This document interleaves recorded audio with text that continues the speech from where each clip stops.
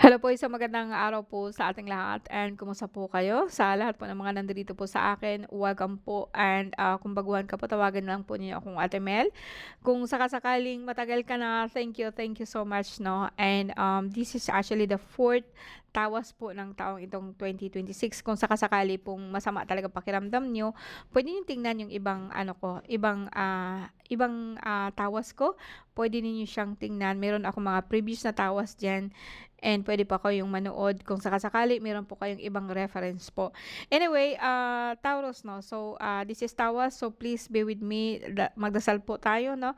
And this is a general po na dasal which is direkta po sa ating Diyos ang mga makapangyarihan sa lahat. Nagsusumamo po ako sa inyo, basbasan mo po ang bawat isa sa amin, nandito man sa channel ko or hindi.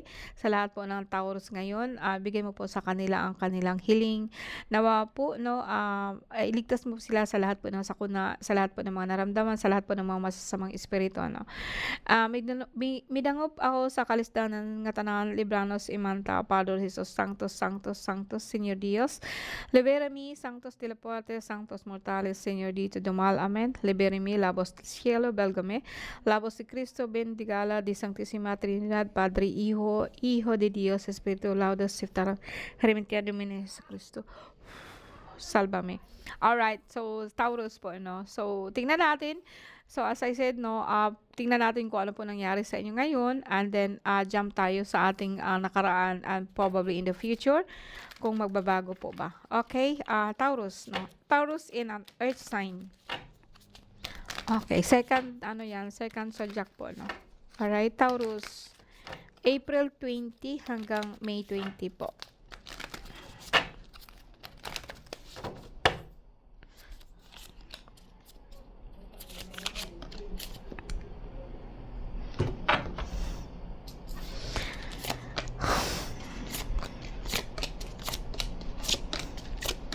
Wow.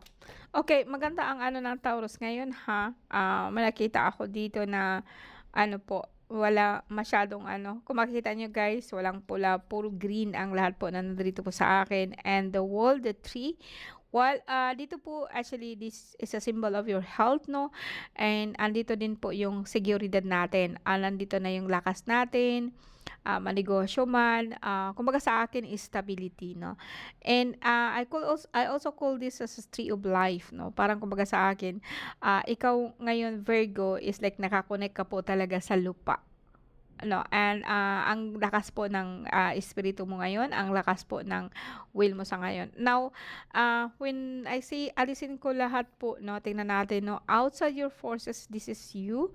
And talaga pong ikaw po sa ngayon, sabihin po natin, no, yung mga bahal mo sa buhay, parang masabi ko kako na kung minsan din ang mga bata ano or ang mga mahal po sa atin sa buhay parang pasaway po sila, puro sila gastos. And siguro mga bata ito, no, na nag-aaral pa hanggang ngayon. Malapit na po guys, no, kasi malapit na po na matapos po itong ano, itong school year, no. March na po ngayon, no. And for me, this is not actually so much problem for me. Yung mga masasakit na katawan, dala po yan ng sobrang trabaho, no. And kung minsan yung mga gastusin, natural lang po yan guys, no. At I think for me, hindi po yung ganun kaano. And the Polestar and the Wanderer actually, napakaganda ng card po ngayon ng Taurus, no. I would say na ano, hindi nakafocus ang mind po ngayon sa Taurus, hindi kasi ngayon talaga is like ang iniisip mo lang talaga is stability ng pamilya mo.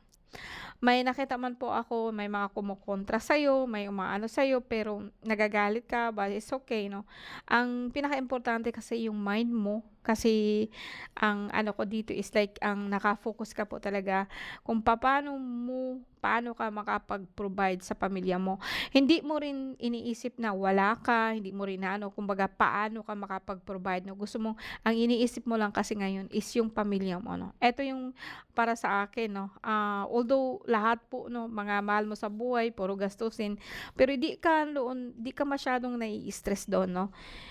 Wala akong nakikitang stress ngayon sa Taurus. So congratulations po sa inyo, no. Now, in the past, tingnan natin, no.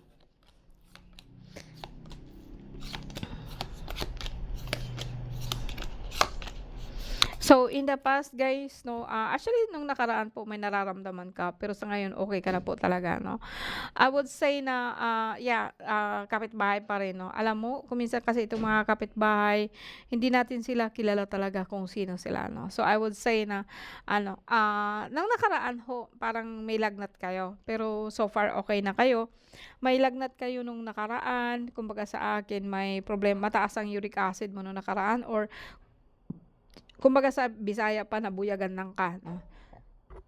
Or dito sa Tagalog or dito sa Bicol is like nasibang ka or nabuyagan, nasibang, nanuno, gano'n. Pero okey naman ho kayo 'no, kaagad may pinuntahan lang po kasi kayo do'n 'no, parang naligo kayo sa dagat, but then pagbalik mo may lagnat ka na, pero so far okey naman po siya 'no. So nung nakaraan, kung lalaki ka medyo tumaas po yung problema mo sa iyong uric acid, so kung minsan po barado po ang ihian mo pero kaya po nangangalay ang balakang mo. But so wala ho talaga 'no, nag-okey siya kaagad 'no. Isa lang po ang ano natin dito sa kabila and then meron kang ubo nung nakaraan, ubo, sipon, plema. Pero ang ubo 'di ako dahil lang po 'to sa lamig or sabihin po natin na malamig po nung nakaraan or sabihin po kung parang naligo ka and, umalis ka kaagad siguro nahanginan ka kaya may nakita akong sipon or ubo. Pero other than that, okey na po siya. So far po, problemang masyado 'di ako nakakakita ng may sakit ka talaga as in 'no, wala ho 'no, Taurus 'no. Nagbago ang energy ng Taurus po talaga and, Taurus po, Taurus. In the future, so in the future, alam niyo guys yung sinabi ko kako sa iyo na ano, gastusin po ng pamilya and, hindi siya gano'n kaano, gastusin ng pamilya. Parang kung minsan din parang gusto mo na rin yung mag-give up 'no. Ang ano ng Taurus kasi ngayon is, the world 'no and, stability tapos lupa. So, more probably po ang Taurus po ngayon, nag-iisip talaga siya 'no na paano makapag-provide sa family, mga gastusin. Although sometimes po nagtatampo ka na po Taurus kung, bakit ikaw lang lagi ang nag-iisip 'no, nakakapagod ka na din minsan, minsan malungkot ka kaso lang wala kang magagawa ano. This is actually your ano, this is actually your mind. But alam mo Taurus 'no, parang sa ano ba sa akin 'no, ang card mo kasi is ano, yung makikita ko talaga na alam ko po na pagod ka na alam ko po na alam ko na ang lahat ng ginagawa mo is sa pamilya mo.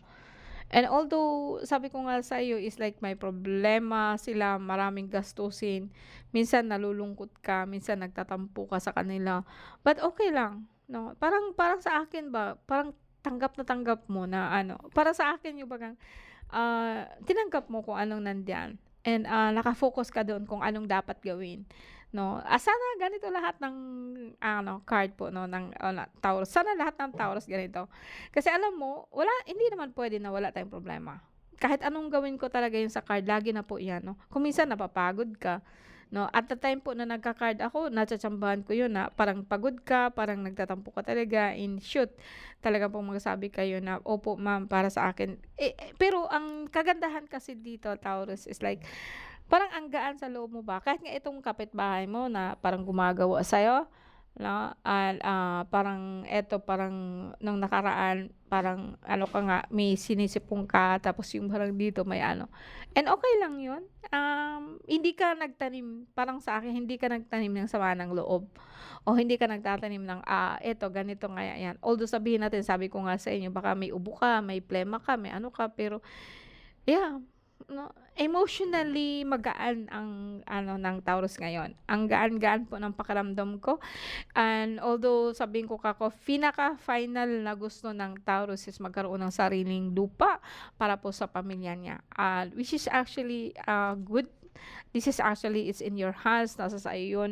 Kung gustuhin mo talaga makukuha mo and, 'wag mong iasa ngaya sa itaas kasi hindi naman sila nakakatulong.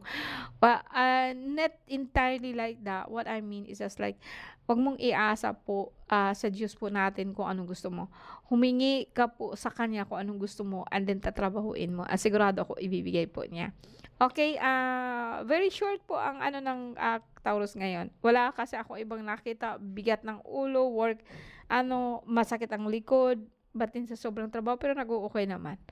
And, I would say na, Taurus 'no, may nakita din po ako dito na ikaw meron kang kapatid actually na itim or sabihin po natin na ano ba, pero actually in control 'no. So, I will not say na very bad ka, as I said nakita ko nga dito, mga kapitbahay mo, mga masabi natin na mga negative po sila no, yung bagang alam niyo yung guys yung parang lagi kang malulungkot, nalulungkot ka para sa mga mahal mo sa buhay. But, for me is actually normal 'no, magsisikap tayo para sa pamilya is normal. Ako kahit sabihin na nagsasakripisyo ang isang Taurus ngayon, pero tanggap mo siya. Yung bagang sabi ko parang magaan sa'yo, magaan ang card mo, magaan ang damdamin mo. Kahit nagtatampo ka pero okay lang, kasi iniisip mo kasi na pamilya. Kung sacrifice ka man, sacrifice talaga. Yung ibig sabihin yung bagang kusang loob. 'No? And bilib po ako sa nararamdaman ko ngayon sa Taurus 'no, because alam ko yung nakaraan grabe po yung tama niyo, but, so far sa ngayon, yeah, may sakit ka, may lagnat ka nung nakaraan 'no, may nagsumpa sa'yo in fact pero binabalewala mo yun and, maganda siya kasi inaanod mo siya sa tubig, parang pinaligo mo siya sa tubig and, I think you don't know what you're doing consciously, hindi mo alam talaga siya pero no, nakinig ka sa intuition mo na ganito ang gawin mo para mas madali sa'yo. Anyway, thank you, thank you so much Taurus, see you again next time 'no, and, keep it up 'no, and I wish na makukuha mo 'to lupa para sa pamilya mo. I bless you with that 'no, sa pagitan po ng ating mahal na ina na laging saklolo. Nawa po is basbasan po niya ang lahat ng 'to lalo na sa lupa and, stability na gusto mo. And etong mga negative na 'to is okay lang, kayang-kaya mo silang i-handle. Alright, thank you very much po. Bye.